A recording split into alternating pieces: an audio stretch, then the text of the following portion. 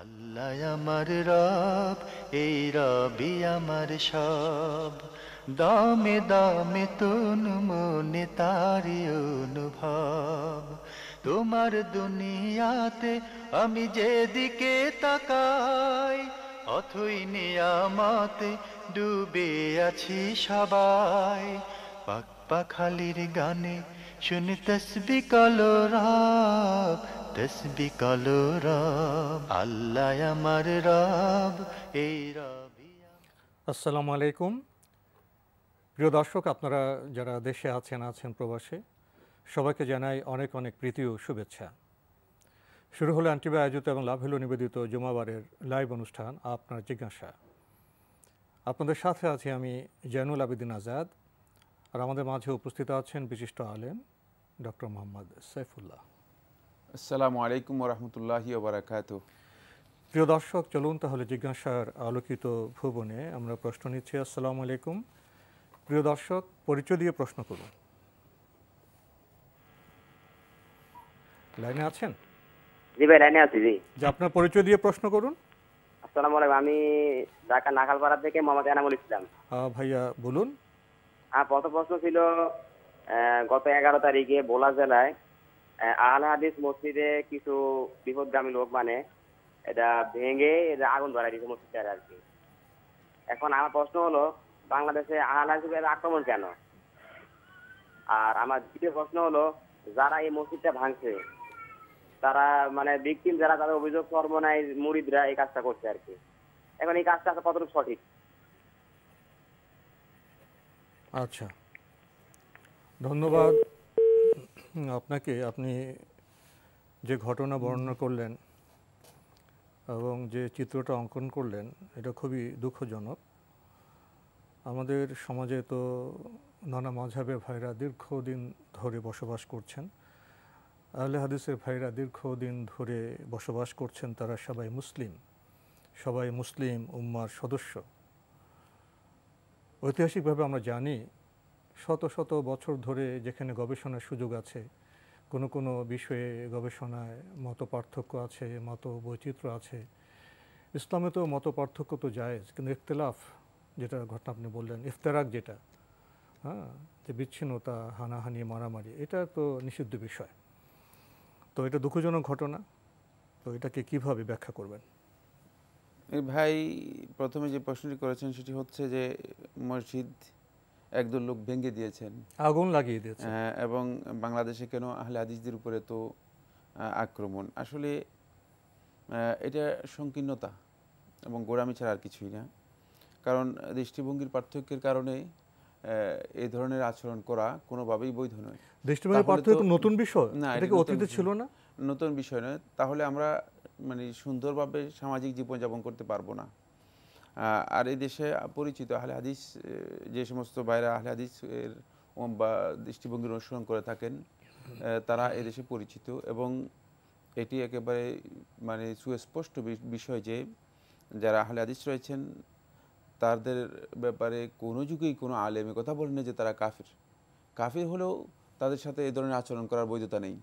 সুতরাং তারা যেহেতু মুসলিম, তাদের সাথে এই আচরণ করার না, আইন হাতে তুলে কারো প্রতিষ্ঠানে হামলা করা, মসজিদে হামলা করা, আগুন ধরিয়ে দেওয়া, এটা তিনি কাফির হন, তিনি যিনি হন, এটা কি কোনোভাবে এটাকে গ্রহণ করা যায় না? এটি কোনো সংগত আচরণ নয়। এটা কি কোনো ইসলাম সম্মত কাজ?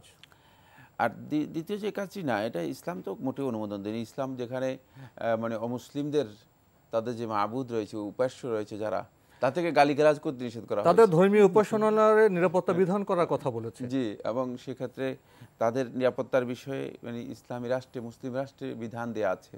সেক্ষেত্রে যারা এই ধরনের আচরণ করেছেন তারা আসলে ইসলাম সম্পর্কে জ্ঞান রাখেন না, তাদের মূর্খতা আছে, তাদের গোঁড়ামি আছে, তারা সীমা লঙ্ঘন করেছেন। বাকি যে কাজটি এরা করেছেন সেটা হচ্ছে মসজিদ ভেঙে ফেলেছেন। মুসলিমরা মসজিদ ভেঙে ফেলবে, এটি আসলেই চিন্তা করার মতো বিষয় না। ভেঙে তো থামেননি, আগুন লাগিয়ে দিয়েছে। বরং আল্লাহ সুবহানাহু ওয়া তাআলা কোরআনে কারীমের সূরা আল বাকারার 114 নম্বর আয়াতের মধ্যে বলেছেন, ওয়ামান আযলামু মিম্মান মানা'a মাসাজিদাল্লাহি আন ইউযকারা ফিহা ইসমুহু ওয়া সা'a ফি খারাবিহা। তার চেয়ে বড় জালেম কে হতে পারে যে আল্লাহর মসজিদ সমূহ, অর্থাৎ আল্লাহর ঘর সমূহে মানুষদেরকে আল্লাহর নাম উচ্চারণ করতে, জিকির করতে বাধা দেয়, ওয়াসাআ ফি খরাবিহা, এবং আল্লাহর ঘরকে ধ্বংস করার জন্য চেষ্টা করে। আসাইউ ফি খরাবিল মসজিদ, এর ব্যাখ্যার মধ্যে আহলে তাফসীরগণ উল্লেখ করেছেন ফি হাদমিহি, যে মসজিদ ভেঙে ফেলা, অন্যায়ভাবে মসজিদ ভাঙ্গার কাজে যারা লিপ্ত থাকে সে হচ্ছে সবচেয়ে বড় জালেম। কোরআনে কারীমের মধ্যে আল্লাহ সুবহানাহু ওয়া তাআলা মানে এই সর্বপ্রথম এই প্রশ্ন করছেন যে ওয়ামান আজলামু, এর চেয়ে বড় জালিম কে হতে পারে। এর ব্যাখ্যার মধ্যে আহলে তাফসীর মুফাসসিরগণ বলেছেন যে এর চেয়ে বড় জালেম আর কেউ নয়। এটি বোঝানোর জন্য আল্লাহ রাব্বুল আলামিন এই ধরনের বক্তব্য দিয়েছেন। অর্থাৎ এই হচ্ছে সবচেয়ে বড় জালেম, সবচেয়ে বড় অপরাধী, অন্যায়কারী, যে মূলত মসজিদ ভেঙে ফেলেছে বা মসজিদ ভাঙ্গার জন্য অপচেষ্টা করেছে বা মসজিদের মানুষকে মসজিদে আসতে বাধা দিচ্ছে, এই ধরনের কাজে যে লিপ্ত রয়েছে। সুতরাং সে যেই হোক না কেন, তার এই কাজটি একেবারেই গর্হিত কাজ এবং সবচেয়ে বড় জুলম, সবচেয়ে বড় জুলম। এই কাজটি যারা করেছেন তারা আসলে একদিক থেকে তাদের গোড়ামি রয়েছে, মূর্খতা রয়েছে, অপর দিক থেকে ইসলামের যে সঙ্গত বিধান রয়েছে, সুন্দর বিধান রয়েছে, বিধানের উপর তারা সীমা লঙ্ঘন করেছেন। আমি মনে করি যে এই কাজটি কোনোভাবেই উচিত হয়নি। তাই উচিত যারা এই সমস্ত কাজে ইন্ধন দিচ্ছেন তারা, আমরা যখন বাবরি মসজিদ ভেঙে ফেলেছে, ইতিহাস আপনারা জানেন, তখন অমুসলিমরা ভেঙেছে, তখন দেখা গিয়েছে আমরা সবাই মানে এক বাক্যে বলেছি যে এটা একটা সন্ত্রাসী কাজ, এটা উচিত হয়নি। এখানে মুসলিমরা মানে মুসলমানদের মসজিদ ভেঙে ফেলবে। আরেকটি বিষয় খুবই গুরুত্বপূর্ণ, সেটা যে বাংলাদেশে শিয়াদের মসজিদ আছে, বাংলাদেশে কাদিয়ানীদের মসজিদ আছে, বাংলাদেশে বোহরাদের মসজিদ আছে, বাংলাদেশে মানে এরা সবাই বাহাইদের মসজিদ রয়েছে। এরা সবাই মূলত নিজেদেরকে মুসলিম পরিচয় দেয়, নিজেদেরকে মুসলিম পরিচয় দেয়, এদের মসজিদ রয়েছে। তারপরে আপনি মানে কবর পূজারী যারা রয়েছে তাদের মসজিদ রয়েছে, যারা সরাসরি প্রকাশ্যে শিরক করতেছে তাদের মসজিদ রয়েছে।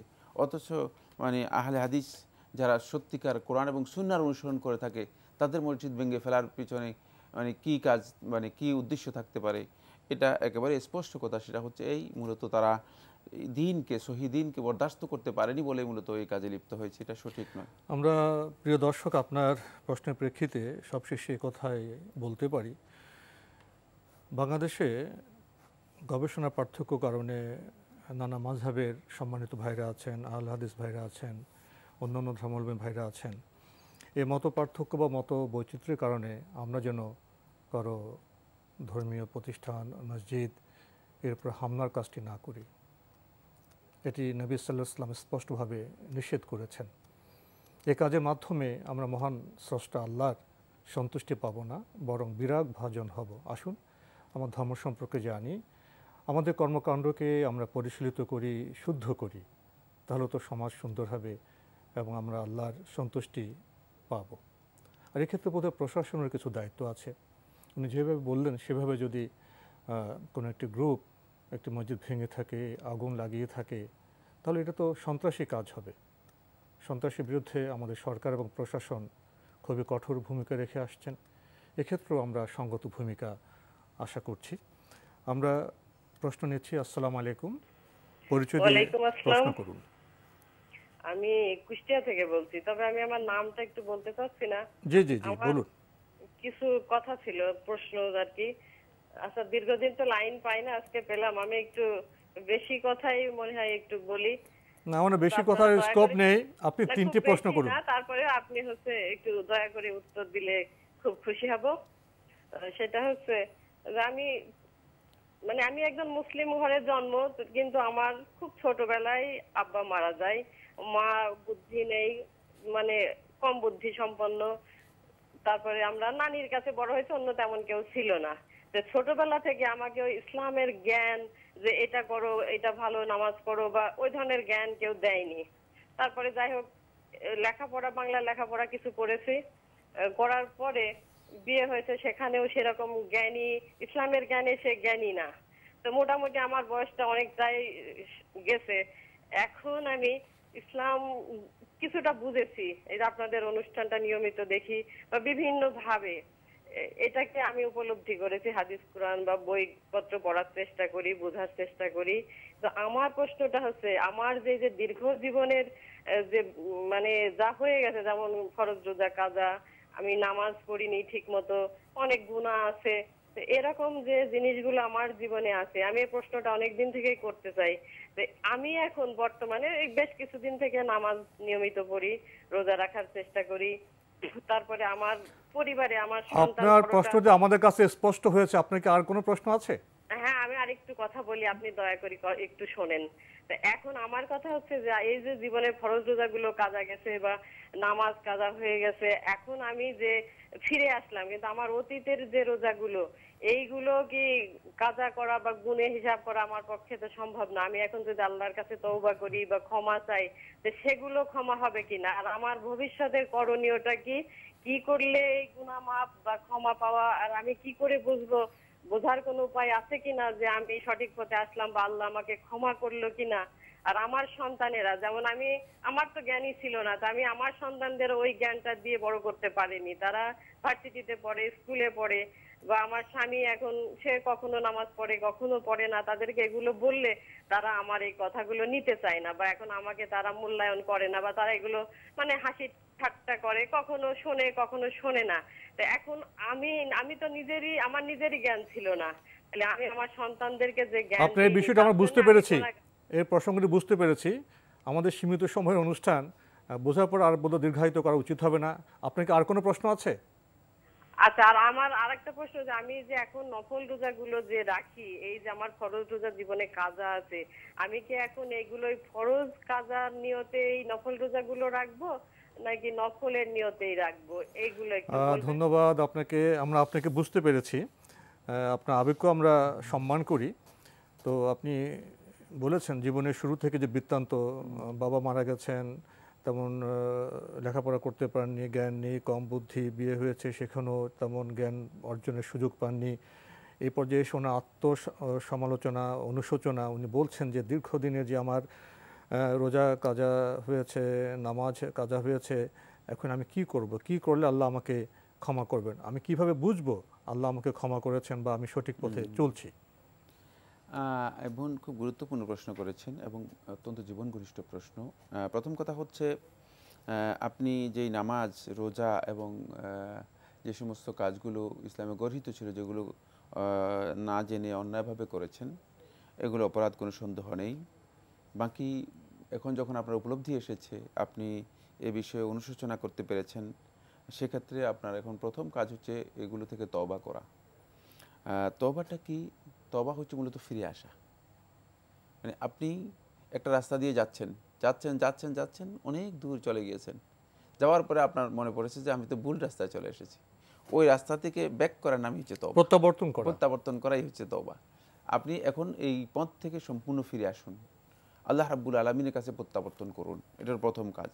দ্বিতীয় কাজ হচ্ছে, এখন থেকে আপনি যে সমস্ত ফরজ ইবাদতগুলো রয়েছে, সালাত, সিয়াম আর যে সমস্ত ইবাদতগুলো রয়েছে, সেগুলো নিয়মিত আদায় করুন, আল্লাহ রাব্বুল আলামিনের হকগুলো আদায় করুন।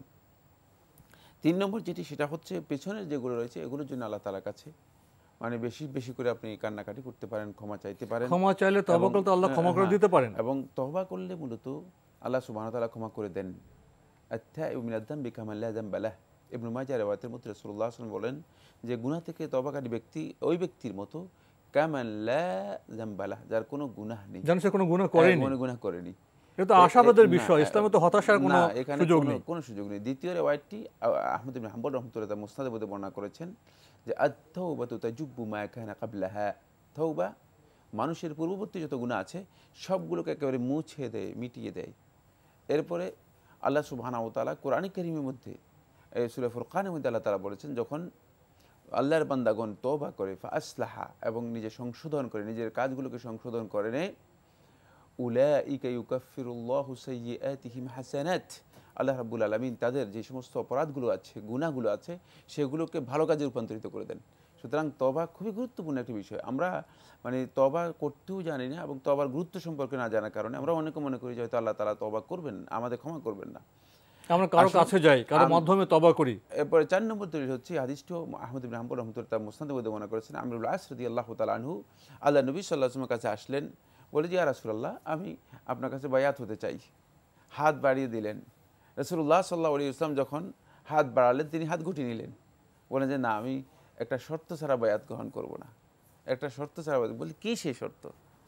বলল যে আমি অনেক অপরাধ করেছি, অনেক গুনাহ করেছি, আল্লাহ তাআলা কি আসলে আমার এই গুনাহগুলো মাফ করে দেবেন কিনা, আগে আমাকে যে এটা মাফ করে দিবে এটা কনফার্ম করেন, আশ্বাস দেন। যে আশ্বাস দেন। তখন আল্লাহ নবী সাল্লাল্লাহু আলাইহি ওয়াসাল্লাম বললেন যে হ্যাঁ আমর ইবনে আস, তুমি জেনে রাখো আল্লাহ রাব্বুল আলামিন যখন আল্লাহর বান্দা সত্যিকার প্রত্যাবর্তন করে তওবা করে, আল্লাহ রাব্বুল আলামিন তার পূর্ববর্তী যত গুনাহ আছে সবগুলো ক্ষমা করে দেবেন। সুতরাং এটা একেবারেই স্পষ্ট বিষয়, তওবা করলে আল্লাহ সুবহানাহু ওয়া তাআলা ক্ষমা করে দিবেন। আপনার একটা মানে তৈরি হয়েছে, সেটা কনফিউশন তৈরি হয়েছে যে আমি যে তওবা করলাম ক্ষমা করে দিল কীভাবে বুঝবো। ক্ষমা করে দেওয়ার পদ্ধতি আল্লাহ রাব্বুল আলামিন জানিয়ে দিয়েছেন। যখনই আল্লাহর বান্দাকে আল্লাহ সুবহানাহু ওয়া তাআলা তাকে ক্ষমা করে দিবেন, তখন আল্লাহ রাব্বুল আলামিন বান্দাদেরকে ভালো কাজের জন্য তৌফিক দিবেন। আপনি এবং তওবা করার উপলব্ধি দেবেন, তখন আপনি ভালো কাজের প্রতি আপনার আগ্রহ তৈরি হবে, ভালো কাজে আনন্দ পাবেন, আপনি সেই ভালো কাজগুলো নিয়মিত করতে পারবেন, এই তৌফিকটুকু আপনি লাভ করবেন। দেখবেন যে অপরাধ যখন মানে কোনো কারণে হয়ে যাবে, তখন আপনার অন্তরের মধ্যে একটা বড় ধরনের জ্বালা তৈরি হবে, অশান্তি তৈরি হবে, আপনি অপরাধ থেকে নিজেকে সাথে সাথে প্রত্যাবর্তন করার একটা স্কোপ আসবে এবং প্রত্যাবর্তন করতে পারবেন। তাই এটি মানে আপনি বুঝতে পারবেন, উপলব্ধি করতে পারবেন যদি আল্লাহ রাব্বুল আলামিন আল্লাহর বান্দাদের তওবা করে থাকেন। এরপরে যে প্রশ্নটি করেছেন সেটাও এর সাথে জড়িত, সেটা হলো এই একটি ভুল বা বিভ্রান্ত মাসআলা রয়েছে, সেটা হলো যে যারা আগের নামাজগুলো আদায় করতে পারেনি তারা উমরি কাজা করবে, তারা যারা আগের রোজাগুলো পালন করতে পারেনি তারা উমরি রোজা পালন করবে, মানে আগের রোজাগুলো আন্দাজের উপর পালন করবে। এই মাসআলাটি মূলত একেবারেই ভুল মাসআলা। আল্লাহ রাসূল সাল্লাল্লাহু আলাইহি ওয়াসাল্লামের কোনো নির্দেশনার মাধ্যমে অথবা সাহাবায়ে কেরামের কোনো নির্দেশনার মাধ্যমে এটি সাব্যস্ত হয়নি, এটি সাব্যস্ত হয়নি। কারণ হলো আপনি সারা জীবনের সালাত আদায় করেন নাই ইচ্ছাকৃতভাবে, আপনি সেটাকে কিভাবে কাজা করবেন, বুঝেননি, জ্ঞান ছিলেন, অজ্ঞ ছিলেন, জ্ঞান ছিল না, কিভাবে আদায় করবেন, আদায় করার কোনো স্কোপ নেই। এই ক্ষেত্রে ওলামায়ে কেরাম মানে যেই পরামর্শ বা যেই মানে মাসআলা দিয়েছেন সেটি হচ্ছে আপনি অধিক পরিমাণে নফল সালাত আদায় করবেন, নফল সিয়াম পালন করবেন। নফল সিয়াম এবং নফল সালাত যদি আদায় করে থাকেন, আল্লাহ সুবহানাহু ওয়া তাআলা ওই নফল থেকেই আল্লাহ রাব্বুল আলামিন আপনার ওই ফরজের যদি আল্লাহ সুবহানাহু ওয়া তাআলা প্রয়োজন মনে করেন, আল্লাহ রাব্বুল আলামিন সেখান থেকে আপনাকে পূরণ করে দিতে পারেন। উনি প্রশ্ন করেছেন নফল রোজা কি সেই বকেয়া পেছনে ফরজ রোজা নিয়ত রাখবেন? না, নফল সিয়াম পালন করবেন, কিন্তু কোনো ধরনের কারণ ওই মানে ওই কাজা করার বিধান ইসলামের মধ্যে নেই। তওবা করলেন, তওবা করলে আল্লাহ মাফ করে দিবেন ইনশাআল্লাহ। ইনশাআল্লাহ এই না, এই কাজা করার পদ্ধতিই নেই, কোনো পদ্ধতি যে উনি নফল রোজা মত রাখবেন। জি, আমাদের অন্য প্রশ্নে যেতে হবে। উনি আরেকটি প্রশ্ন করেছেন, সন্তানরা বোঝেন না, সন্তানদের উনি যেন বোঝান, সন্তানরা ঠাট্টা মাশকরা করেন, নসিহত নেন না, কি করবেন? এক্ষেত্রে বোঝানোর জন্য চেষ্টা করুন, আরও তাদেরকে বোঝানোর জন্য চেষ্টা করুন। আপনার দায়িত্ব হচ্ছে বোঝানো তাদেরকে, এর অতিরিক্ত আপনার দায়িত্ব নেই। যেহেতু তারা এখন মানে আকেল বালেগ, তাদের বিবেক বুদ্ধি আছে, তারা প্রাপ্তবয়স্ক, তারা সব কিছুই বুঝে, সুতরাং তাদের দায়িত্ব মূলত তাদের উপর এখন বর্তাবে। এখানে অস্থিরতার কোনো প্রয়োজন নেই, কোনো কারণে আপনি তাদেরকে দায়িত্ব হলো বোঝানো, আপনি তাদেরকে বোঝানোর জন্য চেষ্টা করুন, যাতে করে তারা যে কাজে আছে সেটা ভুল, এটা যাতে করে তারা বুঝতে পারে, উপলব্ধি করতে পারে। আমরা টেলিফোন নিচ্ছি। আসসালামু আলাইকুম, প্রিয় দর্শক, পরিচয় দিয়ে প্রশ্ন করুন। হ্যালো, আমরা আপনাকে শুনতে পাচ্ছি, পরিচয় দিয়ে প্রশ্ন করুন। হ্যালো, আসসালামু আলাইকুম। জি, আমি রাজু বলছি সুজানগর মৌলভীবাজার থেকে। জি ভাইয়া বলুন। জি, আমার প্রশ্ন ছিল, আমি কিছুদিন আগে শুনেছি যে আমরা তো রেগুলার ওযু করি, ওযু করার সময় ওযুর যে দোয়া আছে ওইটা পড়ি। আমি কিছুদিন আগে শুনেছি একজনের কাছ থেকে যে মাথা মোছার সময় দোয়াটা আগে শেষ করতে হবে, আর মাথা মোছার সময় আশহাদু আল্লা ইলাহা ইল্লাল্লাহ শুরু করতে হবে, সেটা কি সঠিক? সেকেন্ড প্রশ্নটা হচ্ছে, ওই যে নামাজে আমি আগেও শুনেছি আপনাদের ওইখানে, আমার শুনতে পাচ্ছেন আমাকে? আপনাকে শুনতে পাচ্ছি, বলুন। জি, আমি আগেও শুনেছি যে ওই যে জোহরের 4 রাকাত নামাজে মুসল্লি সেও সূরা ফাতিহা 4 রাকাতে পড়তে হবে, ইমামের সঙ্গে সঙ্গে জুড়ে না পড়ে আস্তে পড়তে হবে, সেটা একটু বিশ্লেষণ করে বলবেন। জি। আর থার্ড প্রশ্ন হচ্ছে, আমরা ইসলামিক জীবনযাপন কিভাবে ছোট করে কিভাবে চালিয়ে যেতে পারবো, সেটা কাইন্ডলি একটু বললে ভালো হয়। কিসের জীবনযাপন? ইসলামিক, আমরা নবীর সুন্নত তরিকে, আল্লাহর হুকুম, নবীর সুন্নত অনুযায়ী সামাজিক জীবন ব্যবস্থায় চলতে পারি। জি জি, ধন্যবাদ আপনাকে, খুবই গুরুত্বপূর্ণ প্রশ্ন করেছেন। প্রথমে ওযু এবং দোয়া প্রসঙ্গে, মাথা মাসের সময় আশহাদু আল্লা ইলাহা ইল্লাল্লাহ ইত্যাদি পড়তে হবে। হ্যাঁ, ওযু এর জন্য মূলত শুরুতে বিসমিল্লাহ পড়ে শুরু করবেন। এরপরে উজু এর ভিতরে সুনির্দিষ্ট কোনো দোয়া রাসূলুল্লাহ সাল্লাল্লাহু আলাইহি ওয়াসাল্লাম হাদিস দ্বারা প্রমাণিত হয়নি। এটি বিভিন্ন জন বিভিন্নভাবে বক্তব্য দিয়েছেন, শুদ্ধ নয়। বাকি মাথা মুছের সময় আশহাদু আল্লা ইলাহা ইল্লাল্লাহ ওয়া আশহাদু আন্না মুহাম্মাদুর রাসূলুল্লাহ বলতে হবে, এটাও শুদ্ধ নয়। বরং উজু যখন শেষ হয়ে যাবে তখন আপনি আশহাদু আল্লা ইলাহা ইল্লাল্লাহ ওয়াহদাহু লা শারীকা লাহু ওয়া আশহাদু আন্না মুহাম্মাদান আবদুহু ওয়া রাসূলুহু আল্লাহুম্মা ইজআলনি মিনাত তাওয়াবিন ওয়া ইজআলনি মিনাল মুতাতাহহিরিন। এই দোয়াটুকু বলবেন উজু যখন শেষ হয়ে যাবে। উজু শেষ করার পর উজুর মধ্যে আর কোনো দোয়া নেই। আসমানের দিকে তাকিয়ে এই দোয়াটি পড়ার ব্যাপারে আল্লাহ নবী সাল্লাল্লাহু আলাইহি ওয়াসাল্লাম সহিহ হাদিস সাব্যস্ত রয়েছে, এর ফজিলত হাদিসের মাধ্যমে সাব্যস্ত হয়েছে। উনি আরও জানতে চেয়েছেন জোহরের যে 4 রাকাত নামাজে সূরা ফাতিহা পড়তে হবে, এটা ঠিক আছে কিনা?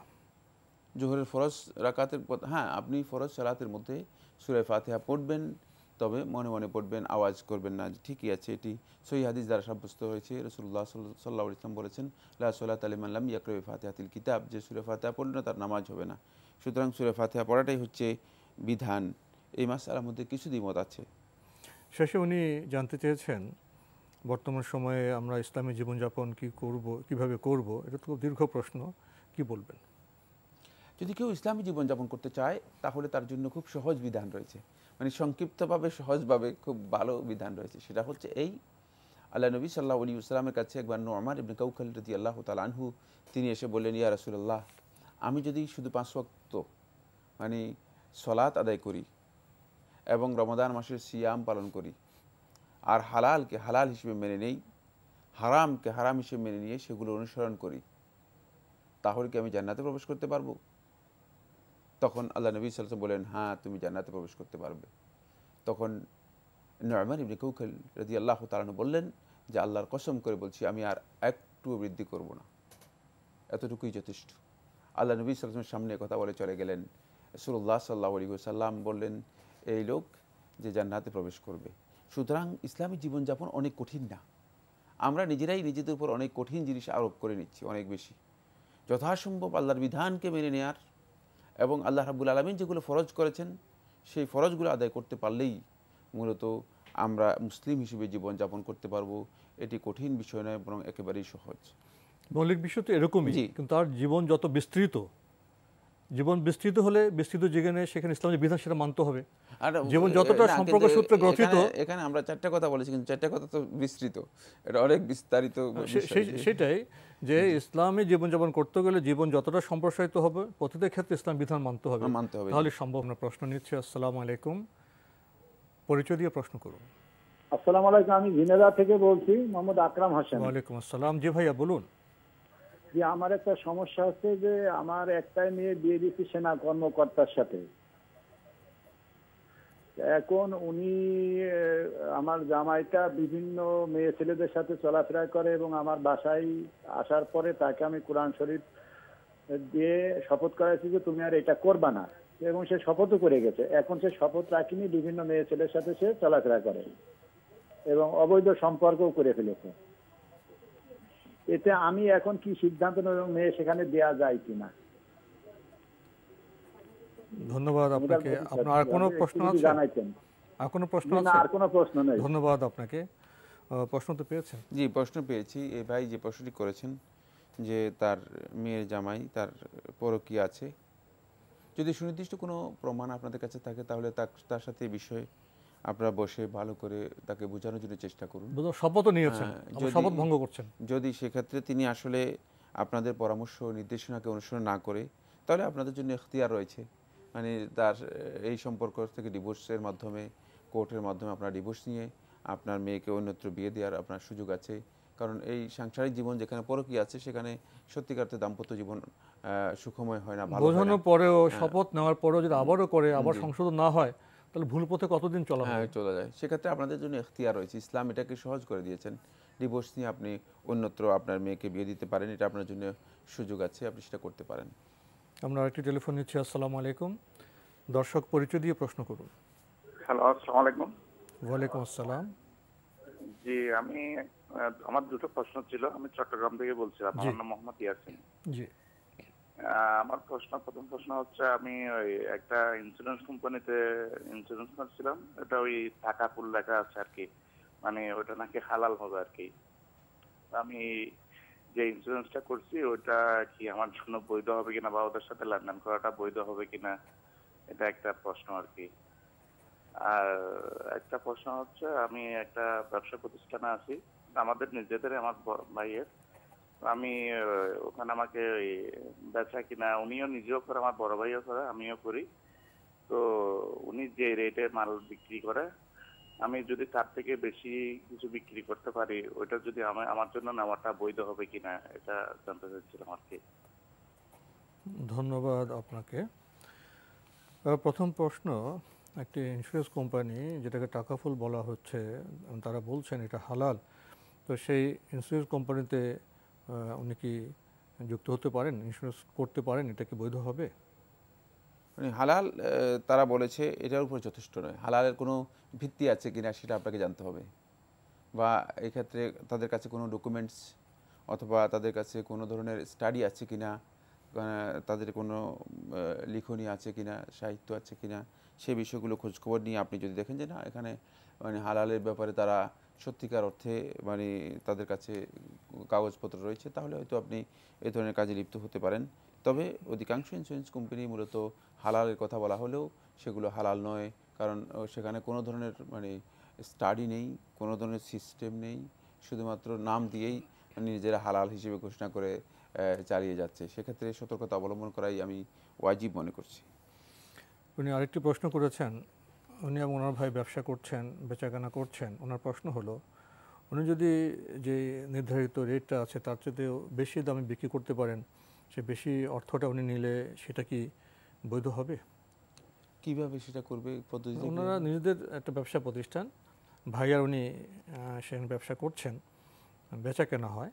তো বেচা কেনা তো পণ্যদ্রব্যের মান থাকে যেটা 20 টাকা বিক্রি করবে, 20 টাকা উনি 25 টাকা বিক্রি করতে পারেন, সে বাড়তি 5 টাকা করে নিয়ে নিতে পারেন। সেটা যদি ব্যবসায় শেয়ার হয় এবং সেক্ষেত্রে যদি আপনার ভাই আপনাকে অনুমতি দেয় যে যদি 20 টাকার বেশি বিক্রি করতে পারো তাহলে সেটা তোমার, তাহলে জায়েজ রয়েছে। এছাড়া কোনোভাবে জায়েজ নেই। এছাড়া কারণ যদি মানে পার্টনারশিপে ব্যবসা হয়ে থাকে তাহলে বেশি বিক্রি করে আপনি 20 টাকার জিনিস যদি আপনি 25 টাকা বিক্রি করেন তো সেটা মানে ব্যবসায়ী পাবে, পার্টনারও পাবে, পার্টনার পাবে। জি। আর যদি আলাপ করে নেয় যে 20 টাকা রেট, আমি বেশি বিক্রি করতে পারি, আমি এটা নিতে পারি, তাহলে তো হতেই পারে। হ্যাঁ, তাহলে হতে পারে। জি। আমরা টেলিফোন নিচ্ছি। আসসালামু আলাইকুম, প্রিয় দর্শক, পরিচয় দিয়ে প্রশ্ন করুন। আসসালামু আলাইকুম। ওয়ালাইকুম আসসালাম। আমার একটি প্রশ্ন হচ্ছে যে আমরা যে নামাজের রফুল ইয়াদান আদায় করি, এটা আবু দাউদ এবং তিরমিজিতে আছে যে ইবনে মাসউদ রাদিয়াল্লাহু আনহু এরা রফুল ইয়াদান করার বিপক্ষে দলিল দিয়েছেন, কিন্তু ইসলামিক ফাউন্ডেশনের কিতাবের মধ্যে স্পষ্ট উল্লেখ আছে, আবু দাউদ রাহমাহুল্লাহ বলতেছেন যে এই হাদিসটা সহিহ নয়, ইমাম তিরমিজি রাহমাহুল্লাহ বলতেছেন এই হাদিসটা প্রমাণিত নয়। এখন হানাফি মুফতিরা তো ফতোয়া দিতেছেন যে রফুল ইয়াদান রহিত হয়ে গেছে, এটা কিভাবে সম্ভব? আসসালামু আলাইকুম। ওয়ালাইকুম আসসালাম। প্রশ্ন তো পেয়েছেন? প্রশ্ন পেয়েছি। এবার যে বলেছেন রফুল ইয়াদাইনের ব্যাপারে, রফুল ইয়াদাইনের ব্যাপারে মূলত অনেক অসংখ্য হাদিস রয়েছে, যে হাদিসগুলো সহিহ সনদে সাব্যস্ত হয়েছে। আর আদম রফুল ইয়াদাইন অর্থাৎ রফুল ইয়াদাইন না করার ব্যাপারে যে হাদিসটি আব্দুল্লাহ ইবনে মাসউদ রাদিয়াল্লাহু তাআলা থেকে বর্ণিত হয়েছে, এটা আব্দুল্লাহ ইবনে মাসউদ রাদিয়াল্লাহু তাআলার ব্যক্তিগত আসার, ব্যক্তিগত আমল। এটা আল্লাহ রসুল সাল্লাল্লাহু আলাইহি ওয়াসাল্লামের দিকে নিসবত করা হয়েছে, কিন্তু বেশিরভাগ ওলামায়ে কেরামের বক্তব্য হচ্ছে এটা ব্যক্তিগত আমল। যদিও আব্দুল্লাহ ইবনে মাসউদ রাদিয়াল্লাহু তাআলা থেকে ব্যক্তিগত আমল হয়ে থাকে, যদি রাসূল সাল্লাল্লাহু আলাইহি ওয়াসাল্লামের দিকে সম্পর্কিত করা হয় তাহলে এই বিষয়টি, এই হাদিসটি শায হবে, মানে সনদের দিক থেকে, বর্ণনার দিক থেকে হাদিসটি শায হবে। শায বলা হয় থেকে ওই হাদিস যেটা মানে সহিহ অনেকগুলো বর্ণনার বিপরীতে মানে এভাবে এসেছে। কিন্তু এই হাদিস নিয়ে বিতর্ক রয়েছে আলেমদের মধ্যে। আপনি যেটা বলেছেন ঠিকই বলেছেন যে ইমাম তিরমিজি এবং আবু দাউদ হাদিসের ব্যাপারে বক্তব্য দিয়েছেন। বাকি এই হাদিসটাকে শেখ নাসিরুদ্দিন আলবানী রাহমাতুল্লাহ আলাইহি মিশকাতে তাহকিকের মধ্যে সহিহ বলেছেন। সুতরাং এ নিয়ে অনেক বাড়াবাড়ি করার বিষয় নয়, মানে অনেক চিল্লাচিল্লি করার বিষয় নয়। আমরা আসলে ছোট্টখাটো বিষয় নিয়ে মানে অনেক বেশি বাড়াবাড়ি করে ফেলি, অনেক বেশি সীমালঙ্ঘন করে ফেলি। এটা মূলত ইসলামের বিধানের মধ্যে পড়ে না।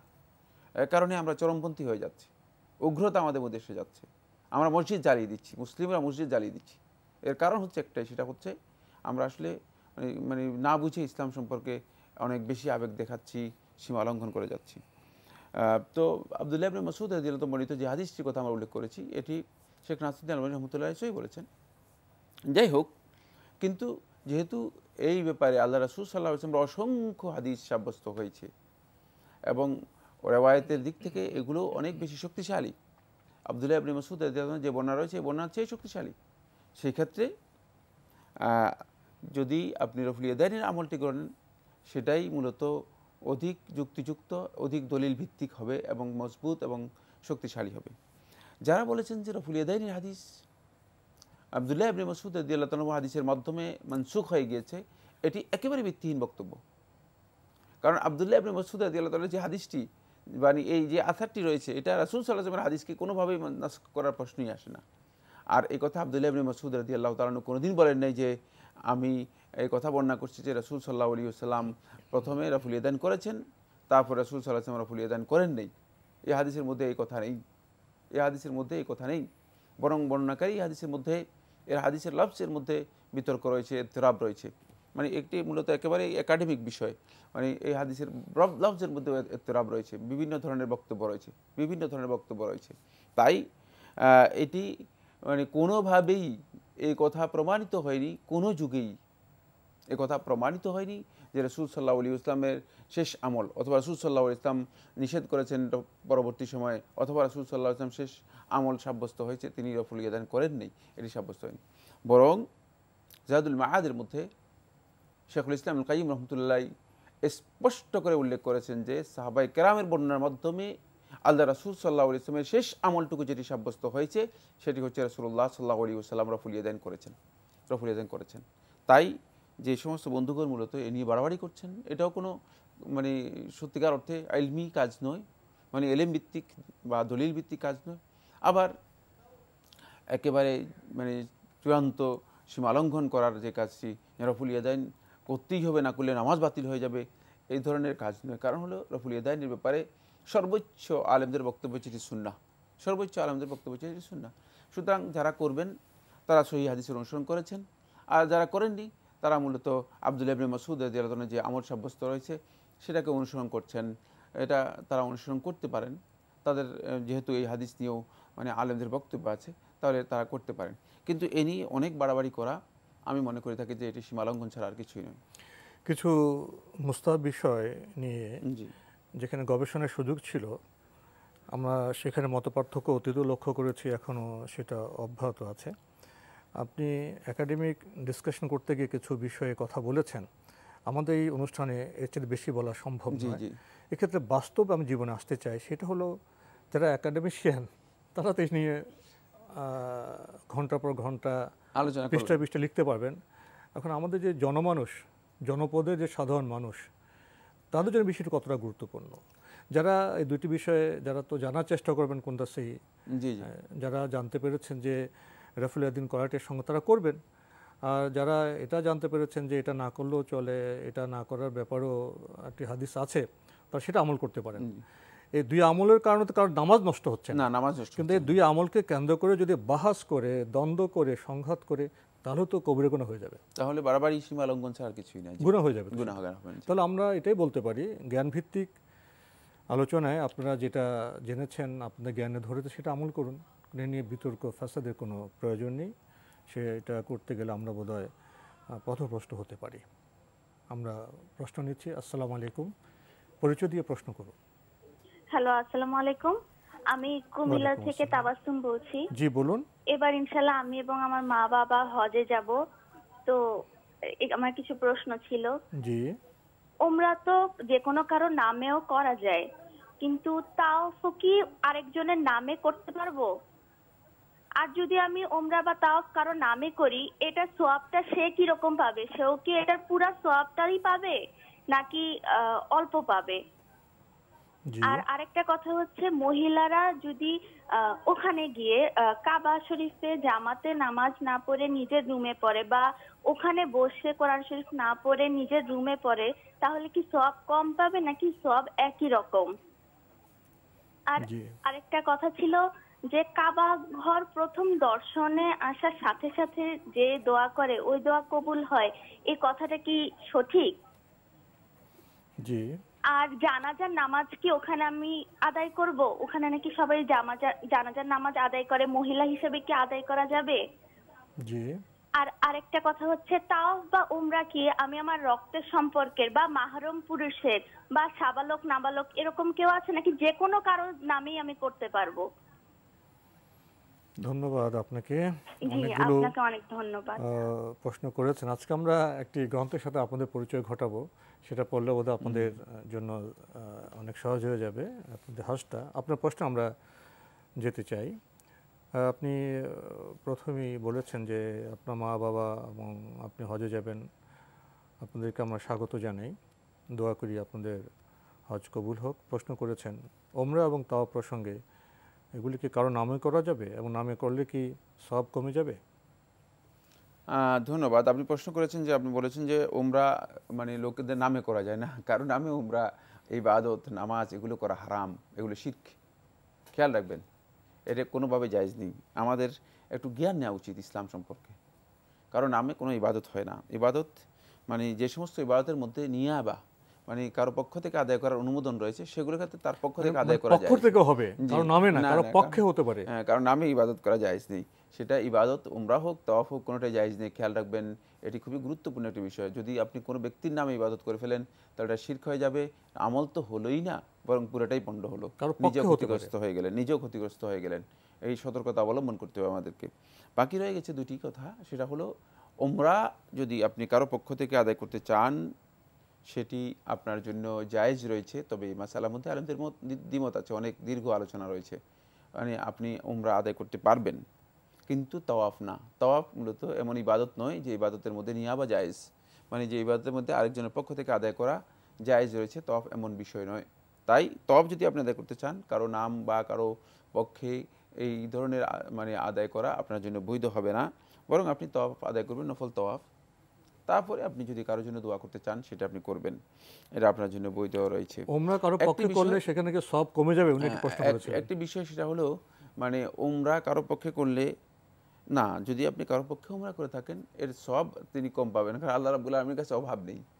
আমাদের কাছে যে অভাব আছে সে অভাব নিয়ে আমরা চিন্তা করি। যিনি করছেন তিনিও সওয়াব পাবেন, যার জন্য পক্ষে করা হচ্ছে তিনি সওয়াব পাবেন। যিনি করেছেন তাকেও সওয়াব দিবেন, আর যার পক্ষে করেছেন মানে তাকেও আল্লাহ সুবহানাহু ওয়া তাআলা মেহেরবানি করে সওয়াব দিবেন। তবে সেটা মানে উমরা এর ক্ষেত্রে সুনির্দিষ্ট মানে সহি তরিকায় হতে হবে, মাশরু মানে শরীয়ত সম্মত বৈধ পদ্ধতিতে উমরাটি হতে হবে। সেটা কিন্তু দীর্ঘ আরেকটি আলোচ্য বিষয়। আমার মনে হচ্ছে আপনার বইয়ের কথা বলেছেন, সেখানে আপনারা হয়তো বিস্তারিত জানতে পারবেন। আরেকটি প্রশ্ন করেছেন, মহিলারা যারা হজে যাবেন তারা কি কাবা শরীফে গিয়ে নামাজ পড়াটা ভালো হবে জামাতে, না রুমে নামাজ পড়বেন? আপনারা আল্লাহর ঘর যেহেতু গিয়েছেন, আল্লাহর ঘরের সম্মানার্থে গিয়েছেন, বাংলাদেশ থেকে গিয়েছেন, অনেক কষ্ট করে গিয়েছেন, মানে টাকা পয়সা খরচ করে গিয়েছেন, আপনি কি হোটেলে থাকার জন্য? তাহলে তো হোটেলে তো আপনি এখানেও কোথাও হোটেলে থাকতে পারতেন। আল্লাহর ঘরের সম্মানার্থে গিয়েছেন টাকা পয়সা খরচ করে, সুতরাং এটা বুঝার কি আমাদের এখনো সময় হয়নি যে আমি আল্লাহর ঘরের কাছে কেন গিয়েছি তো আল্লাহর ঘরে সালাত আদায় করার জন্য। তাই আপনি চেষ্টা করবেন যথাসম্ভব আল্লাহর ঘরে গিয়ে সেখানেই সালাত আদায় করার জন্য, সেখানে যে ফজিলত রয়েছে, হ্যাঁ সেখানে যে ফজিলত রয়েছে সেটা লাভ করার জন্য চেষ্টা করবেন। অনেক বেশি সওয়াব না সেখানে? হ্যাঁ, সেখানে অনেক বেশি সওয়াব। আর যদি সম্ভব কোনো কারণে মানে অসুস্থতার কারণে অথবা অন্য কোনো কারণে সম্ভব কম হয়, তাহলে আপনার জন্য জায়েজ আছে, আপনি ঘরেও হোটেলেও আপনি সেটা আদায় করতে পারবেন, আপনার জন্য না জায়েজ নয়, যেহেতু মহিলাদের জন্য জামাত ফরজ বা বাধ্যতামূলক নয়। আর সেখানে তো মহিলাদের নামাজ পড়ার আলাদা ভালো ব্যবস্থা রয়েছে। জি। উনি আরও প্রশ্ন করেছেন যে কাবা শরীফ প্রথম দর্শনে যে দোয়া করা হয় সেটা নাকি কবুল হয়। এমন যে বর্ণনাটি উল্লেখ করা হয় থাকে এটি সনদের দিক থেকে শুদ্ধ নয়, গ্রহণযোগ্য নয়। বাকি যদি আল্লাহর বান্দাগণ আল্লাহ তাআলার কাছে দোয়া করেন, যে কোনো সময় দোয়া আল্লাহ রাব্বুল আলামিন মেহেরবানি করে কবুল করতে পারেন। প্রথম কাবা দর্শনে তো মনে আবেগ আসে, চোখ দিয়ে পানি আসে, সে বিশেষ অবস্থা যদি আল্লাহকে দোয়া করে, আল্লাহ দেখছেন, দোয়া কবুল হতে তো পারে। হ্যাঁ, মানে দোয়া কবুল হতেই পারে। যে কিন্তু বাকি এটা মানে ওই যে বর্ণনাটি রয়েছে এটা হাদিসের দিক থেকে শুদ্ধ, মানে দলিলের প্রসঙ্গ আসলে। আমরা টেলিফোন নিচ্ছি প্রিয় দর্শক। আসসালামু আলাইকুম, পরিচয় দিয়ে প্রশ্ন করুন। হ্যালো, যে আমরা আপনাকে শুনতে পাচ্ছি, পরিচয় দিয়ে প্রশ্ন করুন। হ্যালো, আমি কুমিল্লা থেকে আলী আহমদ বলছি। জি ভাইয়া বলুন। হ্যাঁ, আমার প্রশ্নটা হচ্ছে এই যে আমি শুনছি আপনার অনুষ্ঠানটা আগে থেকে, ওই যে আহলে হাদিসের মসজিদ ভাঙার ব্যাপারে, একটা আহলে হাদিস একটা দল, 4 মাযহাবের 4 নিয়ম, কিন্তু আমি ওই হাদিস দ্বারা জানতে বুঝতে পারছি হুজুর সাল্লাল্লাহু বলছে যে আমার উম্মতরা 73টা দল হবে, তোর মধ্যে একটি দল বেশি, বাকি 72টা দলে জাহান্নামী। তোর মধ্যে এই যে 4 মাযহাব বা আহলে হাদিস, কোন দলটা ব্যস্ত যাবে আর কোন দলটা দুজকে যাবে, এই এত মত পার্থক্য কেন আমাদের মধ্যে? আল্লাহ রাসূল তো বিদায় হজে ইসলাম পরিপূর্ণ করে দিয়ে গেছে, এটা তো অসম্পূর্ণ কিছু নাই। ধন্যবাদ আপনাকে। আপনাকে আর কোনো প্রশ্ন আছে? ধন্যবাদ আপনাকে। আসলে মসজিদ ভাঙার কথা শুনে আপনার মধ্যে যে প্রশ্ন সৃষ্টি হয়েছে, বেদনার সৃষ্টি হয়েছে, এটা খুবই সঙ্গত এবং স্বাভাবিক। কিন্তু নানা ঘটনা ইতিহাসের বিভিন্ন পরতে হয়, এখনও হচ্ছে। ভাই, মুমিনদের তো পরীক্ষা দিতে হবে। পরীক্ষা বিভিন্ন শুরুতে আসে, পরীক্ষা ছাড়া তো বেহেশতে যাওয়া যাবে না, সফল হওয়া যাবে না। আর আপনি বলছেন যে 73 কাতারের মধ্যে একটি কাতারে সহি পথে থাকবে, এটা তো আপনি ঠিকই বলেছেন। সেখানে যদি আমরা এখন মনের মাধুরী মিশিয়ে আহলে হাদিস যুক্ত করি, কোনো মাযহাবকে যুক্ত করি, না, সেভাবে তো রাসূল সাল্লাল্লাহু আলাইহি ওয়াসাল্লাম বলেননি। কি বলবেন? না, এবার যে প্রশ্ন করেছেন অনেক দীর্ঘ একটি আলোচ্য বিষয়, এটা খুব উত্তর দেওয়ার মতো সহজ বিষয় না। সেই সময় আমাদের এই প্রোগ্রামের জন্য যথেষ্ট নয়। বাকি এটি সুনির্দিষ্ট কোনো গ্রুপ, দল বা গোষ্ঠী বা কোনো মাযহাব নয়, সুনির্দিষ্ট কোনো মাযহাব নয়। এটা হচ্ছে মূলত একটা কর্মনীতি রাসূল সাল্লাল্লাহু আলাইহি ওয়াসাল্লাম উল্লেখ করে দিয়েছেন, মা আনা আলাইহি ওয়া আসহাবি, যার উপর আমি এবং আমার সাহাবা কেরামগণ, যার উপর আমরা প্রতিষ্ঠিত আছি আজকের এই দিনে, এই পদ্ধতিকে যারা অনুসরণ করবে, এই কর্মনীতি যারা অনুসরণ করবে, তারা যেই চিন্তাধারার হোক না কেন, তারা যদি এই কর্মনীতির উপর প্রতিষ্ঠিত থাকতে পারে, তাহলে তারাই কেবল নাজাত লাভ করতে পারবে। এখানে রাসূল সাল্লাল্লাহু আলাইহি ওয়াসাল্লাম সুনির্দিষ্ট কোনো মাযহাবের কথা উল্লেখ করেননি, সুনির্দিষ্ট কোনো দলের কথা উল্লেখ করেননি, সুনির্দিষ্ট কোনো গ্রুপের কথা উল্লেখ করেননি, সুনির্দিষ্ট কোনো রাষ্ট্র বা রাষ্ট্রের অধিবাসীদের কথা উল্লেখ করেননি, কর্মনীতির কথা, কর্মপদ্ধতির কথা, মানহাজের কথা উল্লেখ করেছেন। এবং এই বর্ণনার মধ্যে মূলত এই বিষয়ে যখন উলামায়ে কেরামদেরকে প্রশ্ন করা হয়েছে, তারা এই হাদিসের ব্যাখ্যার মধ্যে বলছে হুম নুযা মিনাল কাবাইল, বিভিন্ন গ্রুপ, বিভিন্ন দল, বিভিন্ন গোষ্ঠী থেকে তারা মূলত কিছু সংখ্যক লোক যারা সত্যিকার এই মানহাজ, এই কর্মনীতি অনুসরণ করবে।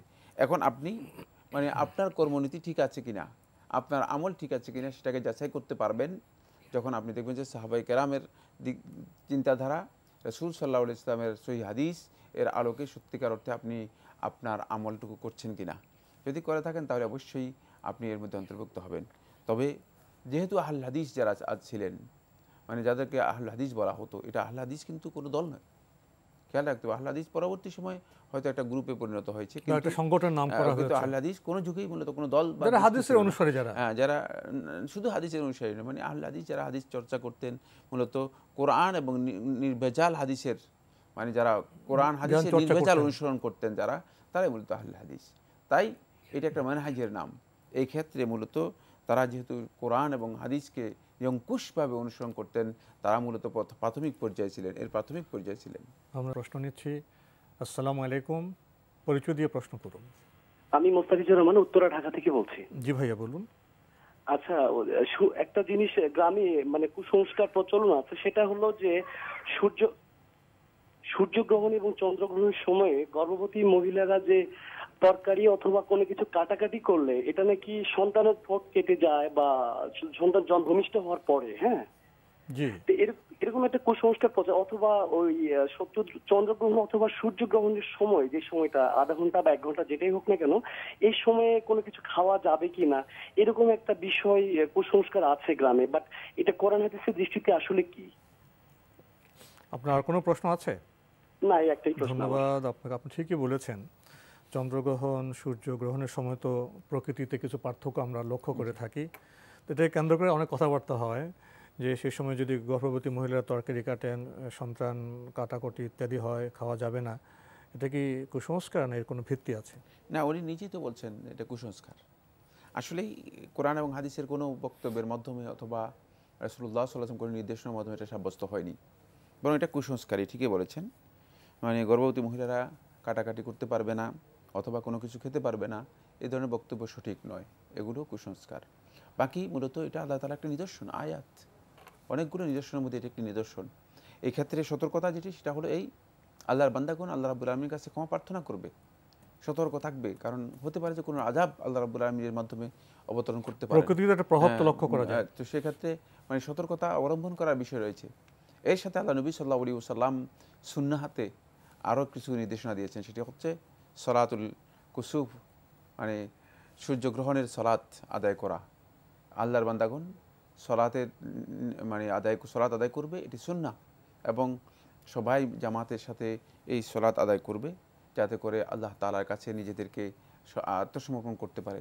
কারণ একজন মানুষ সৃষ্টিগত দিক থেকে কতই ক্ষুদ্র, এই বিশাল সূর্য যেটা পৃথিবী থেকে কত গুণ বেশি বড়, তারপরে এই সূর্যের মানে সব কিছু নিষ্প্রভ করে দেওয়া হচ্ছে গ্রহণের মাধ্যমে। এটা আল্লাহ রাব্বুল আলামিনের একটি নিদর্শন, আল্লাহর বান্দাদেরকে সতর্ক করার জন্য, আল্লাহর বান্দাগণ সত্যিকার আল্লাহ রাব্বুল আলামিনের ক্ষমতা কুদরত সম্পর্কে জ্ঞান লাভ করার জন্য মূলত আল্লাহ রাব্বুল আলামিন এটি ঘটিয়ে থাকেন। এক্ষেত্রে করণীয় হলো আমরা 2 রাকাত নফল নামাজ পড়তে পারি এবং প্রাকৃতিক যে প্রভাব, এর ক্ষতিকর প্রভাব থেকে আমরা রক্ষা করতে পারি, আল্লাহর কাছে আমরা নাজাত চাইতে পারি, এটাই করণীয়।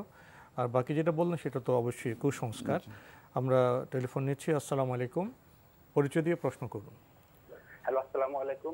ওয়ালাইকুম আসসালাম। জি, আমি শাহজাদপুর থেকে হাবিব বলছিলাম। জি ভাইয়া বলুন। আমার একটা প্রশ্ন হচ্ছে, সেটা হচ্ছে যে আল্লাহ তাআলা সূরা সফে বলছেন যে তোমরা যেটা করো না সেটা কেন বলো। আবার আরেকটা হাদিস আছে নবীজির যেখানে বলা আছে যে প্রচার করো যদি একটি আয়াত জানো। তো এখন আমরা দেখতে পাই আমাদের ফেসবুক বিভিন্ন মিডিয়াতে আমাদের অনেক সময় দেখা যায় অনেক বন্ধু বান্ধব অনেক সুন্দর সুন্দর মেসেজ দেয় নামাজের ব্যাপারে, অনেক কিছু ব্যাপারে, কিন্তু বাস্তবে দেখা যায় যে তারা আসলে নামাজ বা এই বিষয়ে মানে পড়ে না আর কি। তো তাদের ক্ষেত্রে আর কি হিসাবটা কিরকম হবে? মানে অনেকে বলে যে আমরা তো সুন্দর মেসেজ দিচ্ছি কিন্তু আসলে সেটা তারা করে না। আর আরেকটা প্রশ্ন হচ্ছে যে অনেকেই মানে সম্মিলিত মোনাজাতকে একদম মানে বিদআত বলে, তো এটাকে কি বিদআত বলা যাবে? ধন্যবাদ। ধন্যবাদ আপনাকে। প্রথম প্রশ্নটি খুবই জীবন ঘনিষ্ঠ এবং সুন্দর প্রশ্ন করেছেন। তোমরা এমন কথা কেন বলো যা তোমরা করো না, ঠিকই আছে। আবার অনেকে আপনি বলছেন যে সুন্দর সুন্দর ইসলাম প্রচার করে কিন্তু সব কিছু তার জীবনে নেই। আসলে কি এর মধ্যে কোনো দ্বন্দ্ব আছে? প্রথম কথা হচ্ছে যারা এই কাজটি করতেছেন মূলত তারা নিজেদের ব্যাপারে এত গাফিল, অমনোযোগী হওয়ার কোনো সুযোগ নেই। যদি তিনি সত্যিকার দাওয়াতের কাজ করে থাকেন তাহলে অবশ্যই প্রথম দাওয়াত তিনি নিজেকেই দিবেন। হ্যাঁ, আর যদি তার দাওয়াতের মধ্যে মুনাফিকি থেকে যায় তাহলে তিনি এই কাজটা মানে করবেন কিন্তু তিনি আসলে নিজের ব্যাপারে অমনোযোগী থাকবেন। আতা'মুরুনা নাসা বিল বিররি ওয়া তানসাউনা আনফুসাকুম, যে তোমরা মানুষদেরকে ভালো কাজের কথা বলো আর নিজের কথা ভুলে যাও না। আপনি তো দাওয়াত দিবেন প্রথমে নিজেকে। তাই এই কাজটি মূলত যারা করছেন তারা সঠিক কাজ করতেছেন না। তাদের নিজেদের সংশোধনের বিষয়ে প্রথমে চিন্তা করা দরকার, তারপরে লোকদের কাছে সেই যে দাওয়াত রয়েছে সেই দাওয়াত পেশ করা দরকার। কিন্তু এর জন্য শর্ত নয়, যে বাধ্যতামূলক নয় যে আপনি ভালো কথা মানে কোনো কারণে যদি আপনি মানে হকের উপর নিজেকে প্রতিষ্ঠিত করতে পারেননি অথবা কোনো মিস্টেক আপনার মধ্যে এসে গিয়েছে, বাকি আপনি যদি একটা হক কথা বলেন এটা আপনার জন্য নাজায়েজ, নিষিদ্ধ। যেমন কাউকে যদি আপনি বলেন যে আপনি মানে কোরআন তেলাওয়াত করেন আর আপনি নিজে কোরআন তেলাওয়াত করলেন না, এর অর্থ এই নয় যে মানে আপনি আসলে কেন তাকে এই কথাটা বললেন। কারণ হচ্ছে মানে আপনার হয়তো কোনো কারণে আপনি করতে পারেননি। এই জন্য মানে প্রত্যেকটি আমল মানে নিজের জন্য বাধ্যতামূলক করে নিয়ে তারপরে দাওয়াত দিতে হবে, ব্যাপারটা এমনটা।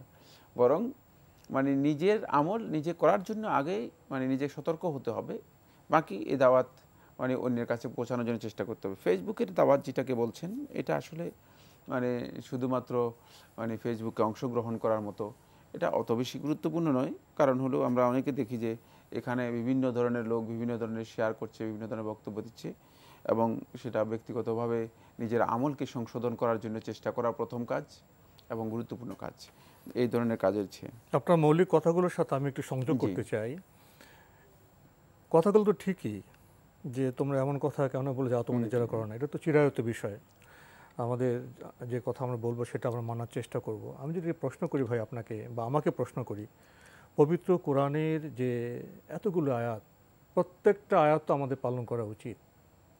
কারণ আমি যখন পবিত্র কোরআনের কোনো আয়াতের দাওয়াত দিব তো আমার পক্ষে কি সম্ভব, কোনো মানুষের পক্ষে সম্ভব সব আয়াতগুলি মান্য করা, জীবনে বাস্তবায়ন করা? একটি প্রসেস এরকম, ওই বিষয়টাকে মেনে নিয়ে আমরা যেটা বলবো সেটা নিজের জীবনেও আমল করার চেষ্টা করব। It is a continuous process, এটা একটা অব্যাহত প্রচেষ্টা। আমি দাওয়াতও দিতে থাকবো এবং ক্রমে দাওয়াতে যে বিষয়গুলো সেগুলো আমার জীবনে বাস্তবায়নের চেষ্টা করব, এর একটি বিষয়। আরেকটা হলো যে এই শর্ত দেওয়া হয় যে নিজের জীবনে বাস্তবায়নের আগে দাওয়াত দেওয়া যাবে না, কোরআনের প্রচার করা যাবে না, সেটা মানুষের পক্ষে বোধহয় সম্ভব হবে না। মূল জিনিসটা মানতে হবে যে দাওয়াত দিব সেটা নিজের জীবন বাস্তবায়ন করব, but it is a continuous process, অব্যাহত প্রচেষ্টা। লক্ষ্য থাকবে যে আমি কোরআনের দাওয়াত দেব, হাদিসের দাওয়াত দিব, তো এটা মেনে নিয়ে যে আমার জীবনে বাস্তবায়ন করতে হবে, কিন্তু সবগুলো একসাথে বাস্তবায়ন বোধহয় সম্ভব নয়। এই প্রসেসটাকে মেনে নিয়ে যদি আমরা যাই তাহলে মানুষের পক্ষে এটা সহজ হতে পারে, বাস্তবসম্মত হতে পারে।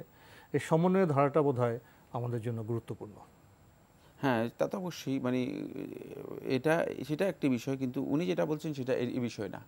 উনি যেটা বলছেন সেটা হচ্ছে আসলে নিজে কোনো মানে নিজের কোনো খবরই নেই, বেখবর। ওটা তো ব্যতিক্রম বিষয়, এটা মুনাফিকি, এটা স্পষ্ট অন্য বিষয়। আপনি যেটা বলছেন সেটা হচ্ছে ব্যক্তি নিজে চেষ্টা করছে আমল পরিবর্তন করার জন্য, সংশোধন করার জন্য, পরিপূর্ণরূপে সংশোধন, মানে এটা তো সহজ বিষয় না, এটা অবশ্যই অবশ্যই সময় সাপেক্ষ, সেটা ভিন্ন একটি বিষয়। আরেকটি প্রশ্ন করেছেন, সম্মিলিত মুনাজাত করা বেদাত কেউ কেউ বলছেন, এটা কি ঠিক? সম্মিলিত মুনাজাত সালাতের পরে যেটা করা হয় থাকে এটি বেদাত, কোনো সন্দেহ নেই। বাকি সম্মিলিত মুনাজাতের ধরন বিভিন্ন ধরনের রয়েছে। সম্মিলিত মুনাজাত যদি কেউ একত্রিত হয় হঠাৎ করে, মানে একটা গ্রুপ, একটা জামাত একত্রিত হয়েছে, একজন বললেন যে আমাদের জন্য দোয়া করেন, আর তারা সবাই দোয়া করলো হাত তুলে, এই ধরনের দোয়া করা বেদাত নয়, এই ধরনের দোয়া করা বেদাত নয়। কিন্তু মানে সালাতের পরে রাসূলুল্লাহ সাল্লাল্লাহু আলাইহি ওয়াসাল্লামের নির্দেশনা যেটি, সেটা হচ্ছে আজকার সাব্যস্ত হয়েছে, সে আজকারগুলো আদায় করে, সেখানে আজকারগুলো আদায় করবে, সেখানে সালাতের পরে সম্মিলিত ইমাম সাহেব সবাইকে নিয়ে আসেন, আমরা সবাই মিলে দোয়া করি, তারপরে যে দোয়া করা হয় তাকে, মানে সেই দোয়াটি মূলত রাসূলুল্লাহ সাল্লাল্লাহু আলাইহি ওয়াসাল্লামের হাদিসের মাধ্যমে, সুন্নাহর মাধ্যমে সাব্যস্ত হয়নি। আমরা জানলাম। প্রিয় দর্শক, টেলিফোন নিচ্ছি। আসসালামু আলাইকুম, পরিচয় দিয়ে প্রশ্ন করুন। আসসালামু আলাইকুম, আমি শরীয়তপুর থেকে বলতেছি, সোহাগী লাকি। জি বলুন। জি, আমি হচ্ছে আজকে সূর্য গ্রহণ চলতেছে, এটার ব্যাপারে একটু প্রশ্ন করতাম। জি বলুন। আমি অন্তঃসত্ত্বা, সকাল থেকে এখনো পর্যন্ত না খেয়ে আছি। আমার আত্মীয়স্বজন আমাকে বলছে যে 12টা পর্যন্ত সূর্যগ্রহণ চলবে, তো একমাত্র পানি ছাড়া কিছু খাওয়া যাবে না, আর হচ্ছে মানে চলাফেরার উপরে থাকতে হবে, আদার্স কোনো কাজকর্ম করা যাবে না। তো এটা সম্বন্ধে আমি একটু ডিটেলস জানতে চাইছিলাম। আর দুঃখিত, আমি একটা প্রশ্ন করতে চাইছিলাম, কিন্তু আমার একটা প্রশ্ন মনে হয়েছে, সেটা হচ্ছে আমার অনেক রাত পর্যন্ত ঘুম হয় না, তো ফজরের নামাজ বেশিরভাগ সময়ই হয় না আমার পড়া, সকালে আমি আর তো ওই ওয়াক্তে জাগনা পাই না, অনেক সকালে জাগনা পাই 8টা-9টার দিকে, প্রতিনিয়ত এটা হচ্ছে, তো আমি এটা কি করব? ধন্যবাদ আপনাকে। একটু আগে আমরা সূর্যগ্রহণ সম্পর্কে জবাব দিয়েছিলাম, আপনি হয়তো শোনেননি। উনি অন্তঃসত্ত্বা না খেয়ে আছেন, তো সূর্যগ্রহণ হলে না খেয়ে থাকতে হবে, কোনো কাজকর্ম করা যাবে না, এই বিধান কি ঠিক? না, এই বিধান আমরা বলেছি, অল্প আগেই বলেছি, এটা কুসংস্কার। এটি রাসূলুল্লাহ সাল্লাল্লাহু আলাইহি ওয়াসাল্লামের হাদিস অথবা সাহাবায়ে কেরামের আমলের মাধ্যমে সাব্যস্ত হয়নি, কোনো ধরনের নির্দেশনা এই ধরনের নেই, বরং এটা কুসংস্কার। আর মানে এইভাবে আপনি এই না খেয়ে মানে 12টা পর্যন্ত থাকবেন সকাল থেকে, এত কষ্ট করার কোনো প্রয়োজন নেই, বরং খাওয়াটা জায়েজ, খেতে পারেন, কোনো ধরনের নিষেধাজ্ঞা এখানে নেই।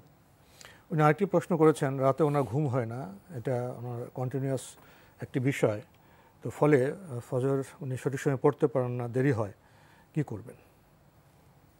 না, এটা আপনাকে অবশ্যই ম্যানেজ করতে হবে, এটা ম্যানেজ করার বিষয়, এবং সেক্ষেত্রে আপনি মানে অ্যালার্ম দিতে পারেন, ঘড়িতে দিতে পারেন, রাতে আগে ঘুমিয়ে যেতে পারেন, রাত্রে আগে ঘুমিয়ে যেতে পারেন, অথবা ঘুম না হলে আপনি মানে নামাজ শেষ করে তারপরে ঘুমাইতে পারেন, মানে পদ্ধতি। ডাক্তার তো এখানে চিকিৎসা আছে, ডাক্তার তো ঘুমের ব্যাপারে বিধান দিয়ে দেন, এবং এটা মানে এটা ম্যানেজ করতে হবে এনিহাউ, কারণ হচ্ছে এটা আল্লাহ রাব্বুল আলামিনের হক, এখানে সামান্যতম কনসিডারের কোনো সুযোগ ইসলামের মধ্যে নেই।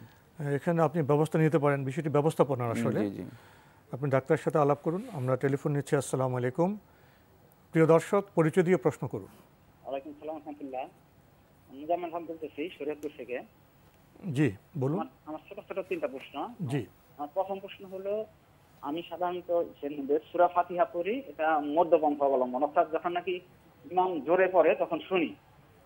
এখন আমার প্রশ্ন হলো, অনেক সময় দেখা যায় যে আমি এমন সময় গিয়ে জামাতে হাজির হয়েছি, সে 2-1 আয়াত করে ফেলছি সূরা ফাতিহা, তখন কি আমি এটা পুরাটা পড়বো? হ্যাঁ, না তো বাকি কিছু শুনলেই চলবে? তারপর দ্বিতীয় কথা হচ্ছে, যখন নাকি এই সূরা ফাতিহার ব্যাপারে অনেক সময় দেখা যায় সূরা ফাতিহা পড়তে গেলে সে 2-1 আয়াত বা 2 আয়াত বাকি থাকলে ইমাম রুকুতে চলে যায়। এখন আমি পুরোপুরি শেষ করে কি রুকুতে যাবো? মানে যদি থাকে, আমি যদি মনে করি না আমি রুকুটা পড়তে পারবো পুরো শেষ করে, তখন কি 2-1 আয়াত এটা শেষ করে রুকুতে যাবো, না সাথে সাথে চলে যাবো? জি, ধন্যবাদ আপনাকে। সূরা ফাতিহা নিয়ে আপনার প্রশ্ন। প্রথমে বলছেন আমি ফাতিহা পড়ি, মধ্যপথ অবলম্বন করি, একটি বিষয়। আর জামাতে যান, সেখানে ফাতিহা তো দেখা যায় 2-1 আয়াত পড়ে ফেলেছেন ইমাম সাহেব, তো উনি কি সেটা শুনবেন না আবার সবটা পড়বেন? আবার দেখা যায় অনেক সময় ইমাম সাহেব রুকুতে চলে যায়, তখন উনি কী করবেন সূরা ফাতিহা নিয়ে? এবার সূরা ফাতিহার ব্যাপারে যে প্রশ্নটি করেছেন, মূলত এটা সূরা ফাতিহা আপনি ইমাম সাহেবের পিছনে পড়বেন, এবং সেক্ষেত্রে যদি 2-1 আয়াত বাকি থেকে যায় ইমামের অনুসরণ করবেন আপনি, বাকি থেকে গেলেও কোনো আপনার মানে কিছু করার নেই, তখন আপনি ইমামের অনুসরণ করবেন। আর ইমাম সাহেব যদি রুকুতে চলে যায়, তাহলে আপনি রুকু থেকে ইমাম সাহেবের সাথে অংশগ্রহণ করবেন, এবং রুকুতে অংশগ্রহণ করলেই আপনি রাকাত পেয়ে যাবেন।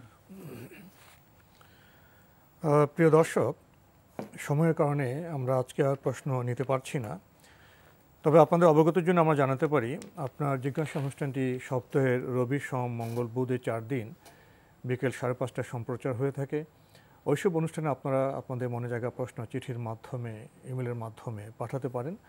আমাদের ঠিকানা পরিচালক আপনার জিজ্ঞাসা, এনটিভি, বিএসসিসি ভবন, 7ম তলা, 102 কাজী নজরুল ইসলাম এভিনিউ, কারওয়ান বাজার, ঢাকা 1215। ইমেল অ্যাড্রেস আপনার জিজ্ঞাসা @ntvbd.com। এছাড়া আপনারা অনলাইনেও আমাদের অনুষ্ঠান দেখতে পারবেন, ভিজিট করুন www.ntvbd.com। ইউটিউবে এবং আমাদের ভেরিফাইড ফেসবুক পেজেও অনুষ্ঠান দেখতে পারবেন। প্রিয় দর্শক, সবশেষে রয়েছে গ্রন্থ পরিচিতি। আমাদের আজকের গ্রন্থের নাম প্রশ্নোত্তরে হজ ও উমরা। এই গ্রন্থটি লিখেছেন অধ্যাপক মোহাম্মদ নুরুল ইসলাম।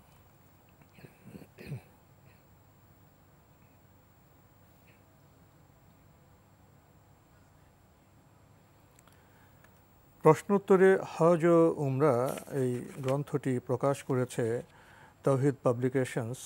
গ্রন্থটির মূল্য 80 টাকা। আর যারা এই গ্রন্থটি পেতে চান তারা যোগাযোগ করতে পারেন একটি ফোন নম্বরে, সেটি হলো 01812221505। আবারও বলছি 01812221505। দীর্ঘ সূচি রয়েছে গ্রন্থের, হজের ধারাবাহিক কাজ, হজ ও উমরার ফজিলত, হজের প্রস্তুতি, হজ ও উমরার আহকাম, মিকাত ইহরাম, অর্থাৎ হজ সংক্রান্ত যাবতীয় বিষয় প্রশ্নোত্তর মাধ্যমে খুব সুন্দর পদ্ধতিতে এই গ্রন্থে পরিবেশন করা হয়েছে।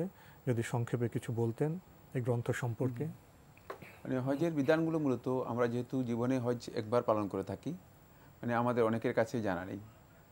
যেমন নামাজ, রোজা ইত্যাদি আমরা ভালো করে জানি, এগুলো বিধান সম্পর্কে জানি, কিন্তু হজের বিধানগুলো আমরা অনেকেই জানি না, জীবনে একবার হওয়ার কারণে।